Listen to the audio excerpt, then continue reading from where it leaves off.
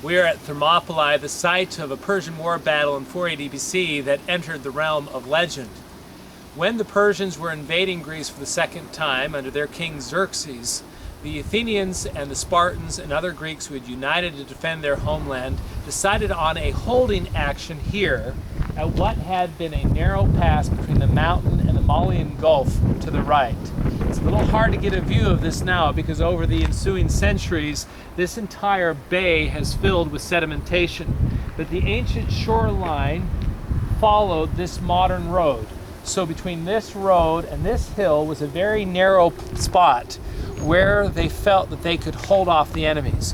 While the Athenians and others were preparing in the south, the Spartans sent 300 of their best trained troops, together with 700 allies from nearby Phocis and about 400 Thebans, so a total force of about 1,400, to hold off, according to Herodotus, a Persian invading force of 1,800,000. Now nobody believes Herodotus' numbers, but it was probably about 200,000 or 300,000 people. But because of the nature of the site, they thought they could hold them off. After 3 days, it was finally decided that it could not be done. So the Spartans sent away many of their allies, staying here with their picked men and a few other troops to hold this spot. All kinds of stories entered the historical record.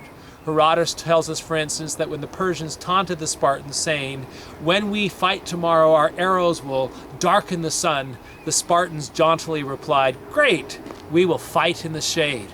Unfortunately, a Phocian trader named Epiphialtes led some Persians behind this mountain and down a secret path, so they were able to attack the Spartans from behind. The Spartans fought till every one of them was killed. Today, a modern monument lies across the road, honoring the leader of those 300 Spartans, King Leonidas. Behind us is a plaque which reproduces an epitaph written by Simonides of Chios, which says, "Go, stranger, tell the Spartans," the Lacedaemonians, "that we lie here obedient to their commands."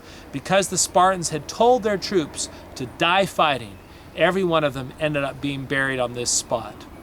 Although the Spartans were not successful in keeping the Persians out of Greece, they did hold them off long enough for the Athenians to evacuate their city to Salamis, and it was off the shores of Salamis that the Athenians, the Corinthians, and the other independent Greeks were able to finally turn back the Persian juggernaut.